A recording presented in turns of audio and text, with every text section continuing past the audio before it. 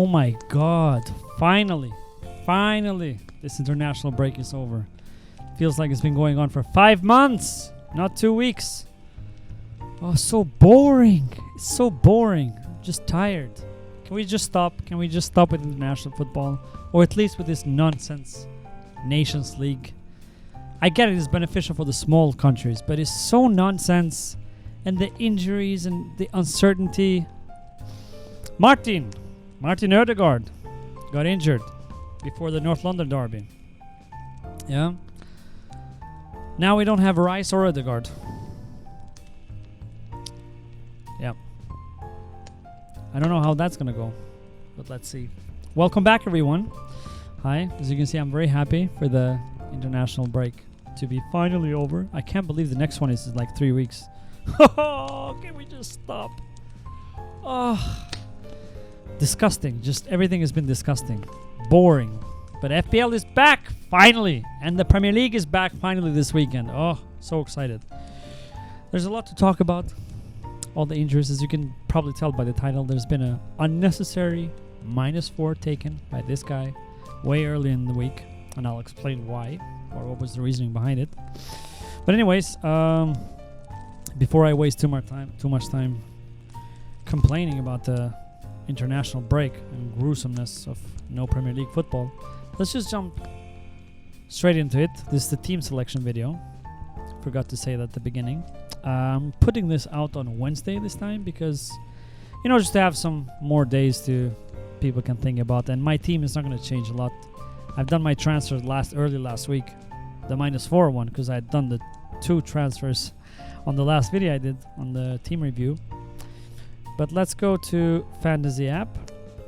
Let's go to Fantasy and go to Pick Team. And here we go. If you remember from my last video, you can probably tell where that transfer is.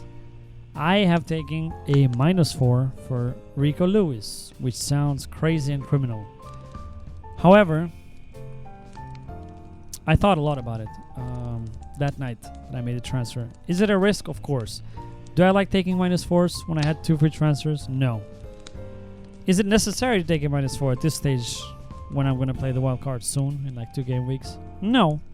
However, Lewis is intriguing me because, and by the way, Nathan Ake came out injured last night. We'll have to see what the injury is, but that's going to contribute even more to Rico Lewis being nailed on.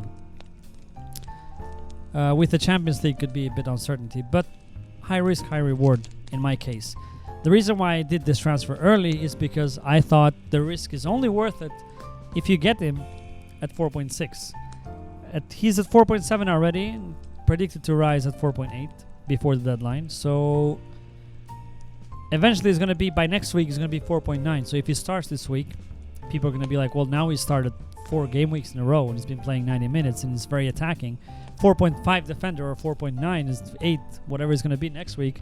It's still worth it, but it's so much more worth it when you buy it for 4.6. Especially considering that I got him for Lewis Hall, who I think dropped in price anyways. He wasn't starting at all. Newcastle defender. So going from a Newcastle defender, 4.5 Newcastle defender that wasn't starting, to 4.6 Man City defender who's been super attacking and is starting, playing 90 minutes every single game. I thought that's a risk worth taking. Could I have waited 1 more week? Yes, but next week City is playing Arsenal, so it's not ideal. I think the plus was getting him this game week when they're playing Brentford, because I want to bench Saliba. I have double Arsenal defense, and as I said, Arsenal is missing Declan Rice and Ødegaard for the trip to Tottenham Hotspur. It's not going to be an easy game, and I'm fine with having one of them, like Raya, but I don't want to risk both if they concede. So I'd much rather have 2 City defenders with Brentford at home and have the upside. So you get it. That was my whole point about getting Rico Lewis. And now I have both Lewis and Gvardiol playing. Potentially Gvardiol, on my last video, if you remember, I said I could have switched Gvardiol to Lewis, but that just felt criminal. And it didn't fit the time and the time and place.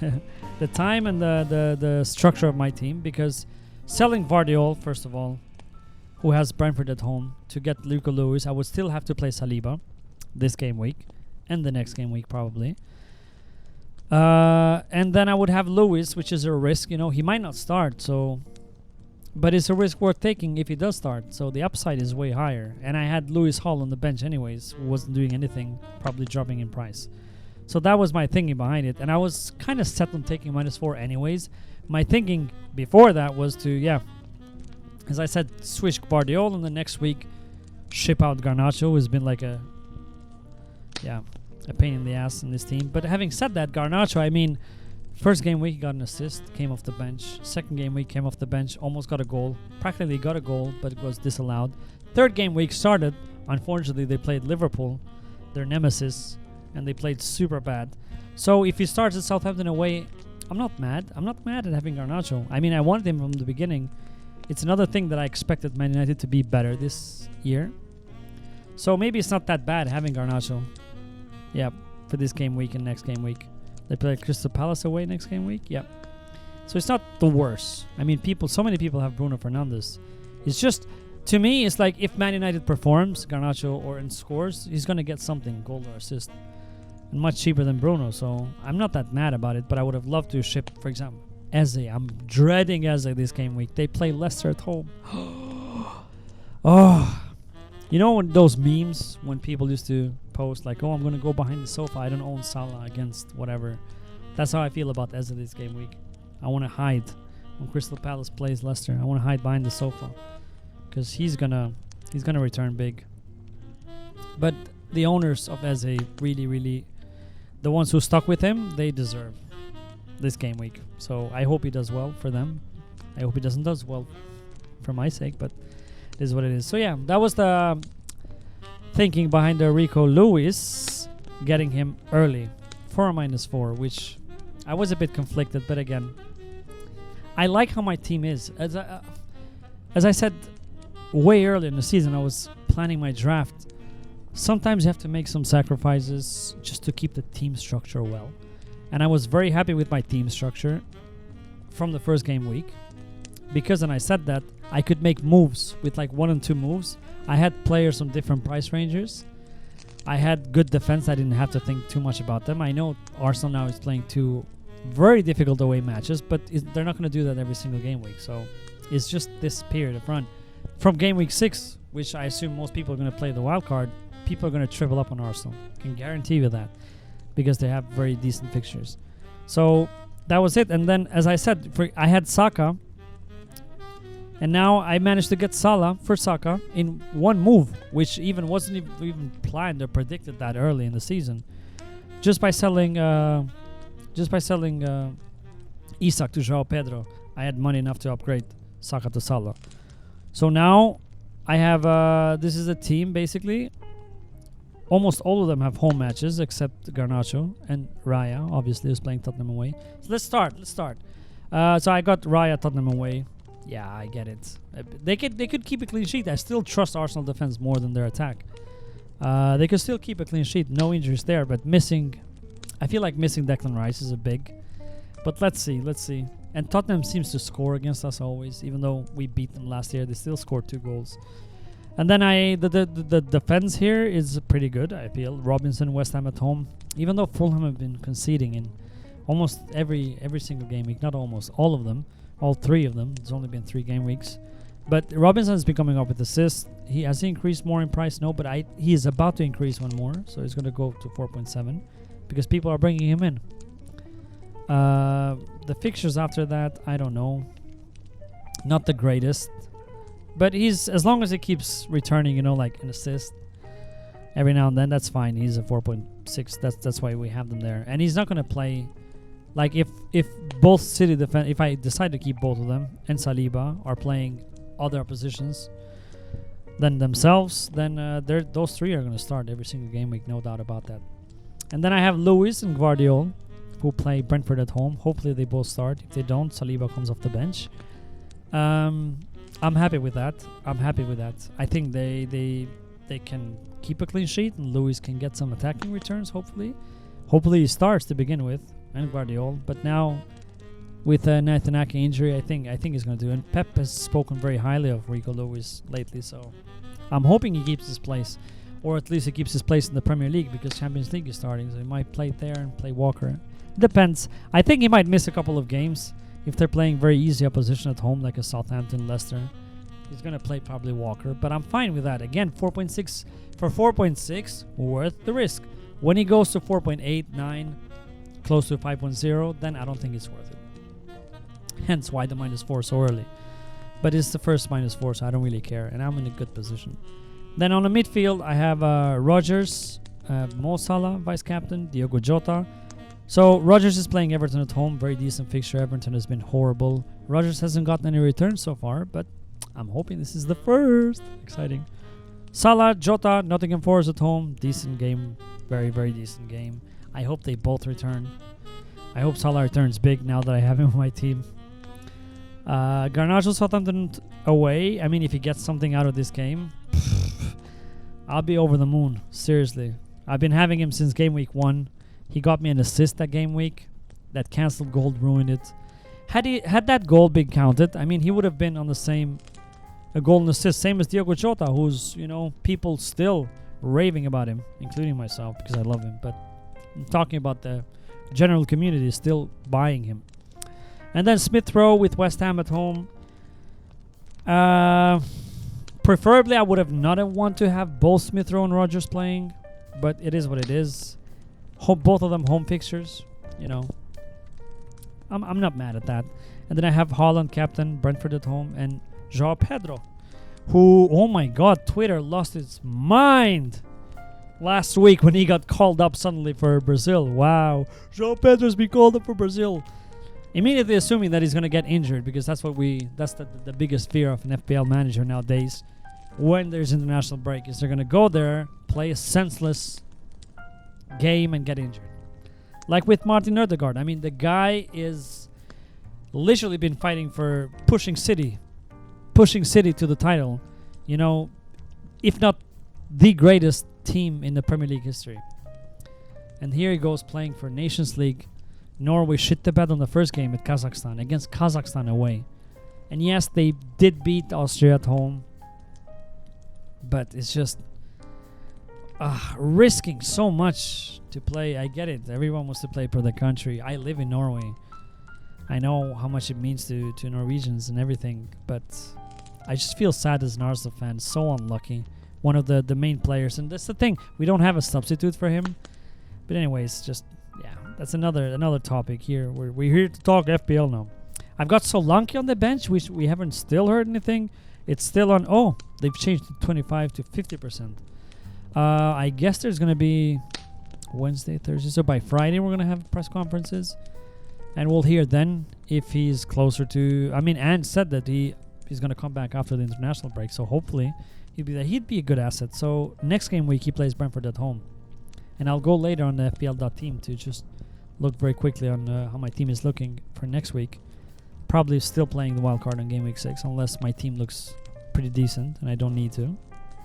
I got Saliba second on the bench. So if Lewis or Guardiola don't start and play, Saliba comes in. And then Barco is just going to sit and rot there until the wild card. Doesn't really matter. Yeah. That's it. I haven't really watched a lot of FPL content during the international break or that much football. I was just pissed about that Ødegaard injury, as I said. But this is the team. I'm happy to have Salah for the first time. I think I'm going to sell him on the wild card, to be honest, because I've been trying to play around with drafts having both of them. And yeah, you could get a decent team, but just either the bench is weak or the midfield is weak. My midfield is already weak, and I really want Buemo after game week. So let's go to transfers here. So if I get Buemo, not for Jota, I want Buemo for Garnacho. I want to keep Jota if he keeps starting. But now it's very interesting also to see what's going to happen with the Champions League. Like how many of these players are going to suddenly start losing minutes.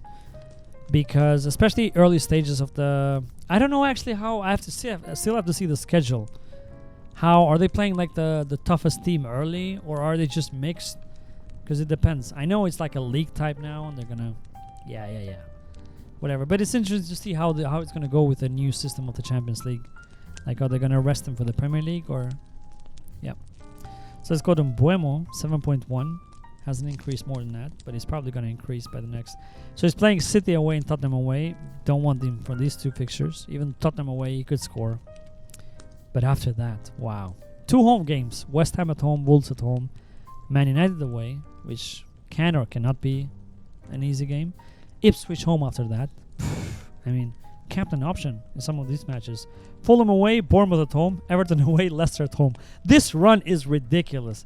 So I'm going to try and double up on Buemo and Visa for this run. And then gives me 1.9. No, Buemo is going to go for Canacho. But anyways, that's my plan for after the game week 6 or some Arsenal. I'm going to probably... I also want Kai Havertz, so I'm going to have to decide on that. Like, do I keep João Pedro, bring Kai Havertz for him, or... Yeah. If we go very quick to... Here, this is the FPL.team. This is for this game week. But if we go on the next game week... here I have Raya against City away. Again, not a good fixture, not ideal. Probably going to play Lewis and Guardiola. No, this is the thing. So I'll have one free transfer next game week, and as I'm probably playing the wild card on game week 6, then my thought was to just, because the rest of it looks fine, like Rodgers has Wolves at home, Salah Bournemouth at home, Diogo Jota Bournemouth at home, Garnacho Crystal Palace away, Smith Rowe Newcastle at home, Arsenal at home for Haaland, and Nottingham Forest at home for João Pedro. And Solanke is definitely, if he's fit, he's going to come in either for Smith Rowe or Garnacho. Let's say like this. This looks fire, except I don't want double City defense and an Arsenal defender because they're playing each other. So I have one free transfer. Saliba is going to stay on the bench. I was thinking to sell Guardiola for Robertson. 6.0. Now suddenly this team looks so much better. Gonna captain Salah. Obviously, that's why we brought him in to captain him in game week 5. Now this team look very okay. So except Raya and Lewis that are playing each other. One of them, if not both. I mean, let's not forget last year that was a 0-0. So both teams kept a clean sheet. Could go like that again. You never know. And then Robertson with Bournemouth away, very decent fixture. Robinson, Newcastle at home. So yeah, it looks good. And then from game week 6, probably gonna wild card. So there's no point to check for furthermore. Yeah, should we probably go and check at fantasy the most transferred in players? Let's see, comment on them. So the top 5 are here. João Pedro, Luis Diaz, by the way, great shout. My wife got him on the team if you have the money. I already have Jota and Salah, so no really wiggle room to get Diaz. But if you have that type of money and you want to get into Liverpool attacker, he's been second best after Salah in terms of FPL points. Haaland, I get it, but bringing him just before they play Arsenal away or at home, I don't know about that. But 2 hat-tricks, of course people are going to jump on him. Onana, I don't understand. Like, he's not the David Luiz of last season. Was it David Luiz? What was his name? I always confuse him. It was not David Luiz, but the Luiz who was on penalties for Aston Villa. And Salah, a lot of people selling Saka for Salah, so I assume here you see Isak and Saka are the most sold. And Guardiola is probably close to a price drop, so, and I'm planning to sell him as well for Robertson next game week, so let's see. But yeah, that's it. Oh, so happy. I'm going to repeat it again, that international break is over. And so happy that the FPL is back and the football is back. I am not so comfortable as an Arsenal fan going to this weekend and the next weekend, especially with the injuries and the suspension of Declan Rice. But let's see. It's interesting to see what United does as well, because they're on 2 defeats in a row.